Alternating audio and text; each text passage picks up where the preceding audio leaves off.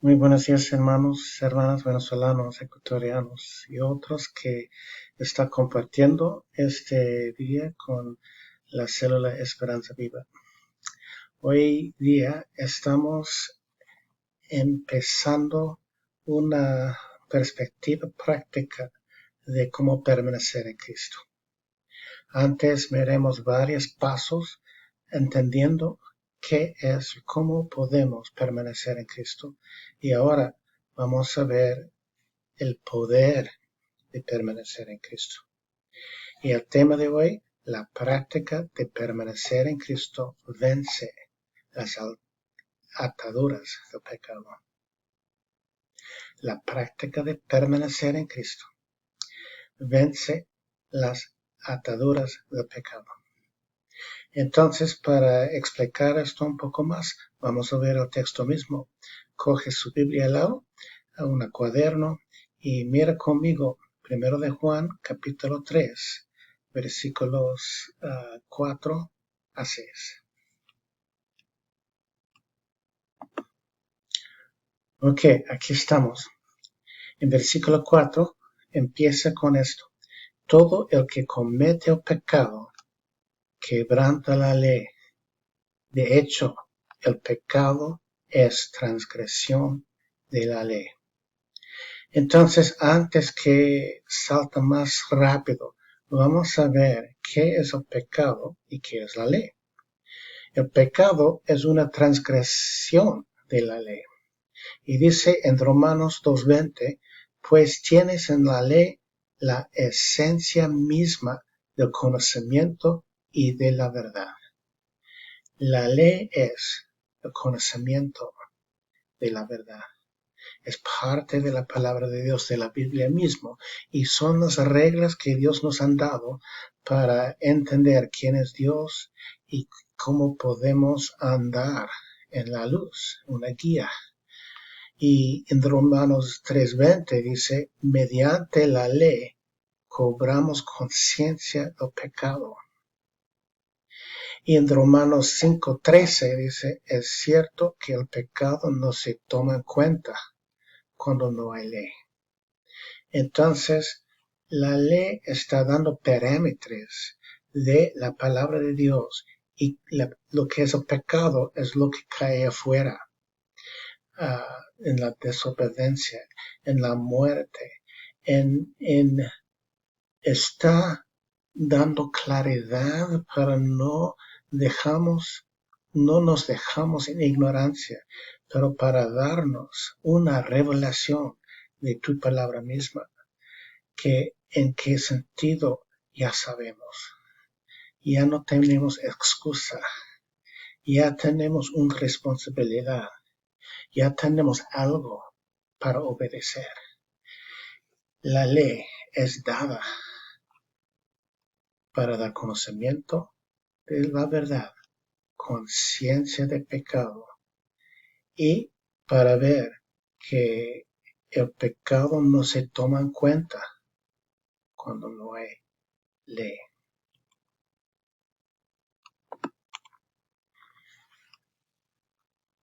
Somos esclavos al pecado por causa de nuestra naturaleza humana que nació en pecado. ¿Sabe? Sin la ayuda de Dios no podemos cumplir la ley.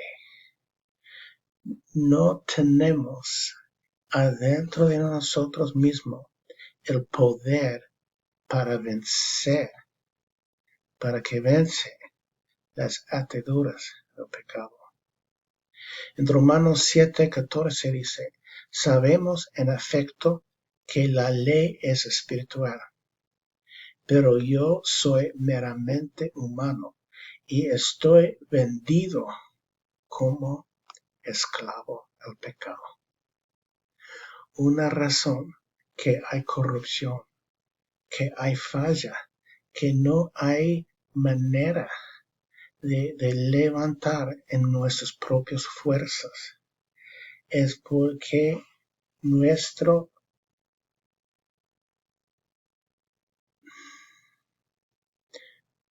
ser desde nuestro nacimiento está vendido como esclavo al pecado, como la herencia que recibimos desde Adán. Es parte de la naturaleza de la carne, de la humanidad, en lo que Cristo llegó para dar libertad. En Romanos 8:7 dice, la mentalidad pecaminosa es enemiga de Dios, pues no se somete a la ley de Dios, ni es capaz de hacerlo. Mi hermanos, hermanas, si está en problemas entre humanos, entre amigos, entre matrimonio o de los padres y los hijos, entre la confianza mismo, es porque la mentalidad pecaminosa es enemiga de Dios. Es una semilla que hace una separación de Dios y de hombre. Y por esto hay que reconocer que no tenemos capaz para no pecar sin la gracia de Dios. Y eso es la clave de la vida cristiana, ¿no?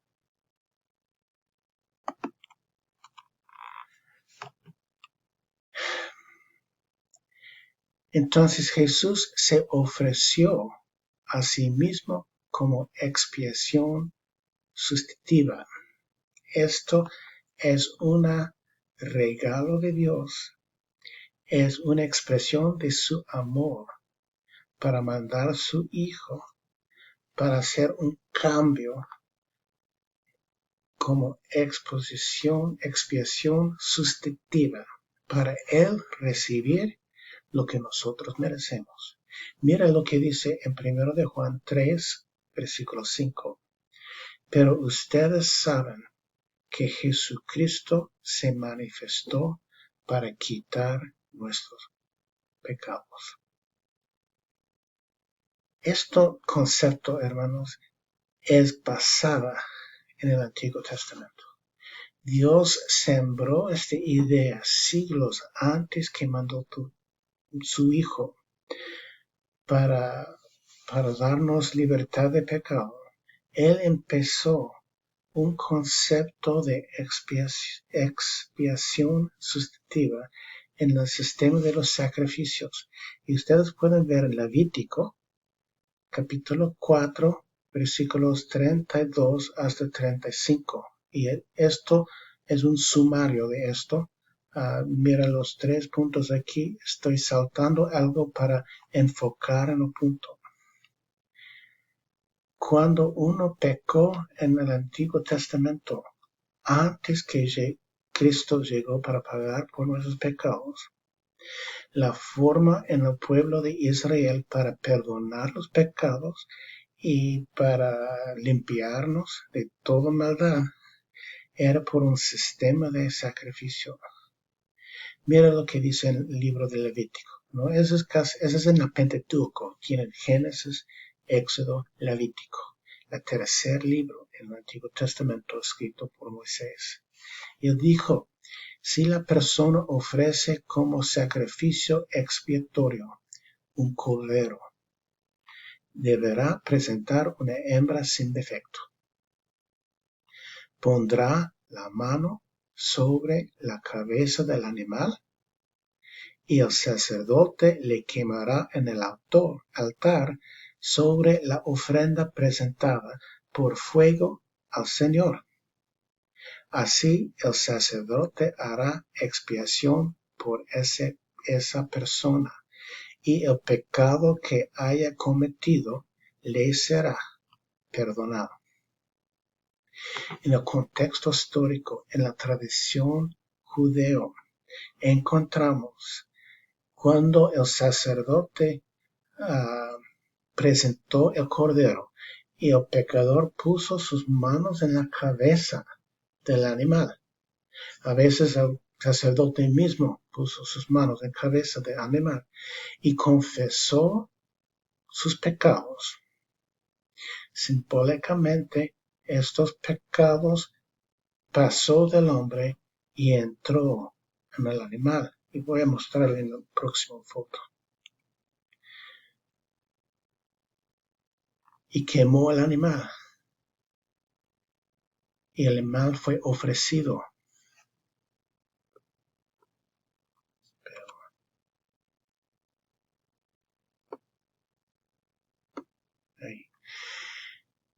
Y la muerte del animal pagó por el pecado. La parte clave por el cordero era para presentar una hembra sin defecto para recibir los defectos del otro. Y mira cómo dice aquí en versículo 5, pero ustedes saben que Jesucristo se manifestó para quitar nuestros pecados. ¿Cómo? Él no tiene pecado. Él es nuestro Cordero, sin defecto, quiere decir sin pecado. En 2 de Corintios 5:21 dice, al que cometió pecado, no, al que no cometió pecado, él no tiene pecado, sin defecto, al que no cometió pecado alguno, por nosotros Dios lo trató como pecador, para que en él recibiéramos la justicia de Dios. Voy a regresar a la transparencia anterior. Confesó el pecado en el animal y mató al animal y mató el pecado. Una vez por año había un día de expiación por todo Israel y había un cordero que le dio suerte al desierto. Y la idea es, como sale el animal en el desierto, sus pecados están saliendo de mi vista. Hermanos, este concepto de Jesús como nuestro Cordero es la base, la fundación del evangelio, el mensaje de la fe cristiana. Todo se cae aquí. Y si usted puede cargar la injusticia de su esposa, de su esposo, de su hijo, de su amigo, y sufrir las consecuencias del otro, puede perdonar a la persona. Y la parte interesante es, vamos a sufrir las consecuencias del otro. Pero cuando aceptamos las consecuencias del otro, podemos poner el pecado al lado. Estamos en acuerdo de la injusticia porque la persona vale más que sus hechos. La persona falló y Dios perdonó. Pero este perdón tiene costo. Un costo de cargar la injusticia del otro. Y por primera vez en la eternidad, el Padre puso su espalda a su Hijo en la cruz. ¿Por qué? Porque el Padre era santo, el Hijo se convierte a la encarnación por el propósito de morir, porque si no era humano no pudo morir, porque el Hijo es eterno. Pero cuando el Hijo tomó la forma humana. Él podría morir. Y por primera vez en la eternidad, el Hijo podría pagar por nuestros pecados, pero el Padre es santo y Él no puede pertenecer en pecado. Mira lo que dice Mateo, capítulo 27, versículo 46. Jesús estaba en la cruz. Se puso espalda al Padre y gritó el Hijo, gritando, Dios mío,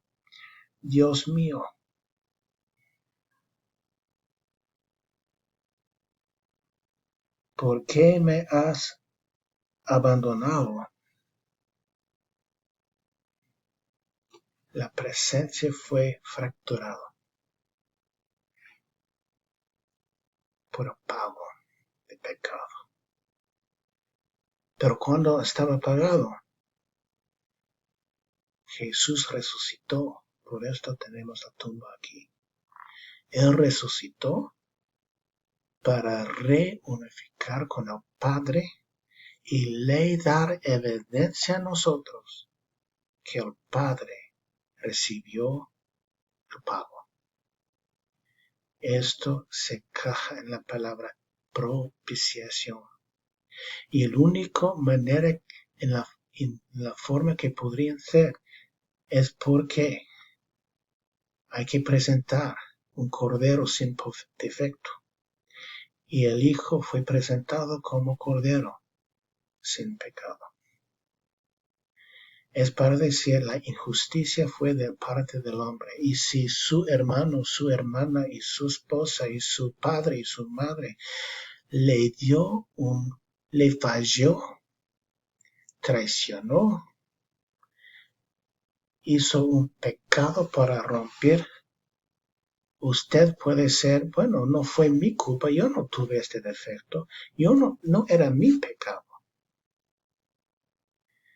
Pero cuando decidimos a cargar el pecado de otro, podemos sufrir con nuestro Padre, ofreciendo el pecado del otro. Gálatas 2:20, yo estoy crucificado con Cristo. Ya no vivo yo, mas Cristo vive en mí. Hermanos, hay un poder que viene por el sufrimiento que es más poderoso espiritualmente, emocionalmente, hasta físicamente, en el perdón. Y el perdón cuesta. Y el perdón sana.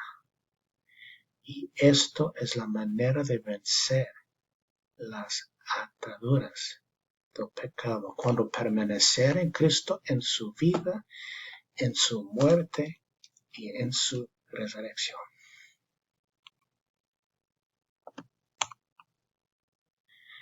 Todo el que permanece en él no practica el pecado. No estamos hablando que no tenemos a veces tiempos de pecar. La clave aquí es en la práctica. Cuando estamos practicando, yo no practica, es un hábito, es una rutina. Todo el que permanece en él no practica pecado. Todo el que practica el pecado no lo ha visto, ni lo ha conocido Dios. Porque si usted podría coger un sabor de permanecer en Cristo, un entendimiento de su perdón, de su gracia, sin merecido, han recibido su misericordia demorada por nosotros, su sangre que ofreció, no va a practicar el pecado. Más bien va a perdonar otros por la experiencia de ser perdonado. Esto es el poder de permanecer en Cristo, permanecer en su muerte, en su perdón, dando su perdón a otros.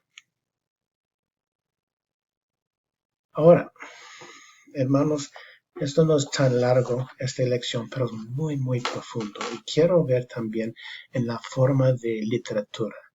Ya recuerda, estuvimos hablando de quiasmos, hablando de paralelismo, el juego de ideas. Mira cómo está estructurado esos 3 versículos. Todo el que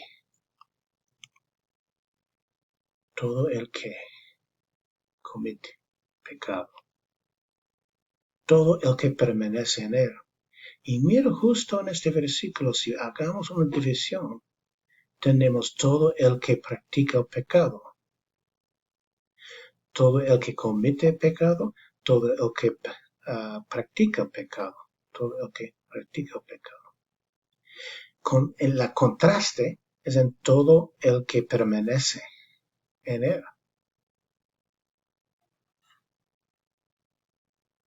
Comete, practica.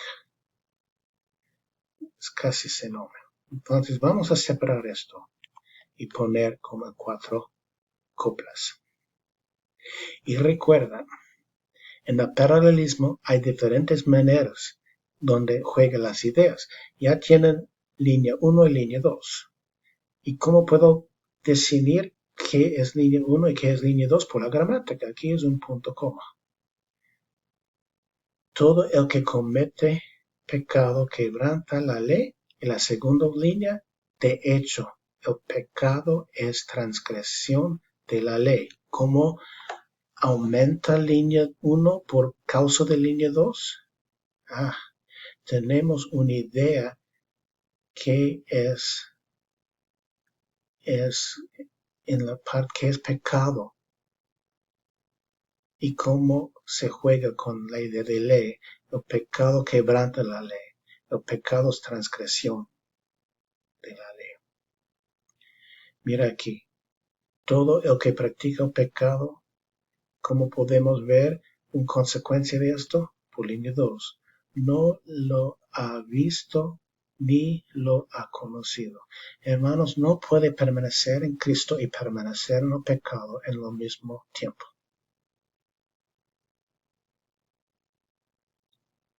El pecado se rompe, el pecado quebranta, el pecado es transgresión. Entonces, el contraste es acá. Todo el que permanece en él no practica el pecado. Entonces vamos a ver el desarrollo de este quiasmo. Ahí ya tienen 3 repeticiones. Y una idea entre la repetición, entonces vamos a ver, esto está repitiendo y podemos comprobar los dos como una repetición de sí mismo. Esto es diferente. Estos 3 empiezan con la misma 3 palabras, todo el que, y este es una conjunción, pero. Todo el que comete pecado, pero. Todo el que practica el pecado, pero. Ustedes saben que Jesucristo se manifestó para quitar nuestros pecados y Él no tiene pecado. Esa es parte clave. Que ya casi puede poner una flecha por acá y otro por acá. El otro clave es aquí, porque primer parte del versículo 6 está dando contraste de 4 y 6b. Eso es el opuesto. Todo el que permanece en él. Y esto llega a nuestro tema. La práctica de permanecer en Cristo vence las ataduras del pecado. Entonces vamos a poner este lado también. Mira, estos los dos. Es parecido en la misma idea. Esta copla está aumentando la idea o dando un resultado por esto. porque Jesús manifestó para quitar nuestros pecados, podemos permanecer en Él, y como Él no tiene pecado, nosotros no practicamos el pecado. Entonces vamos a poner juntos estas dos ideas. Pero aquí es la clave porque es el resultado de aquí. El paralelismo demuestra, ¿no?, que por causa de Jesús manifestándose, por causa de nosotros confesando y poniendo nuestra fe en Él cargando nuestro pecado y muriendo por nuestro pecado, podemos permanecer en Cristo. Y porque Él no tiene pecado, Él podría encargar nuestros pecados. Y nosotros, poniendo nuestros pecados en Él, no practica el pecado. Porque la próxima vez que estoy encontrándome en pecado, yo puedo regresar a 1 de Juan 1:9. Si confesamos nuestros pecados, Él es justo y fiel a perdonar, y ya puedo regresar a mi práctica.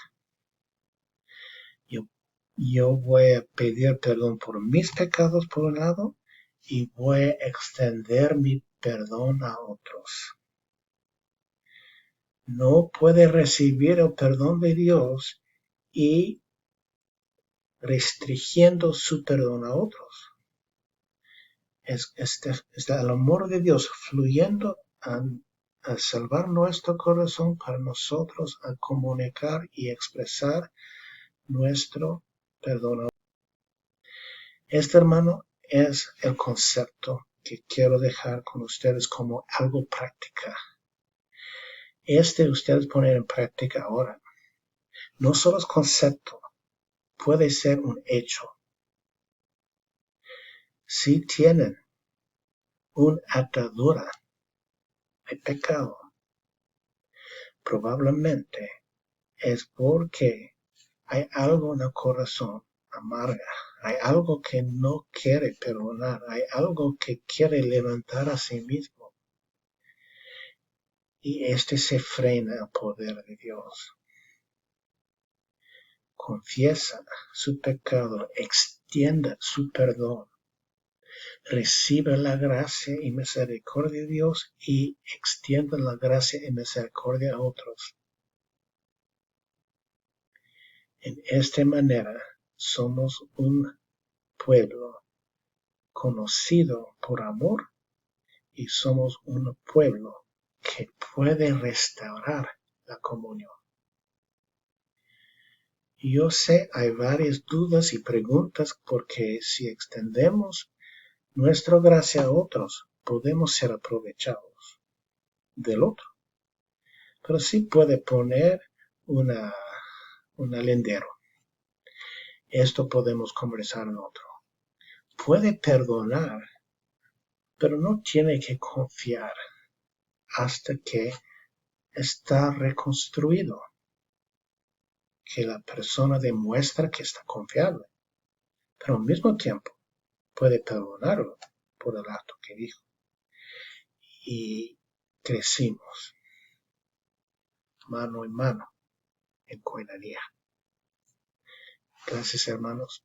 Dios te bendiga y que tengan muy buena tarde. Mándame tus preguntas.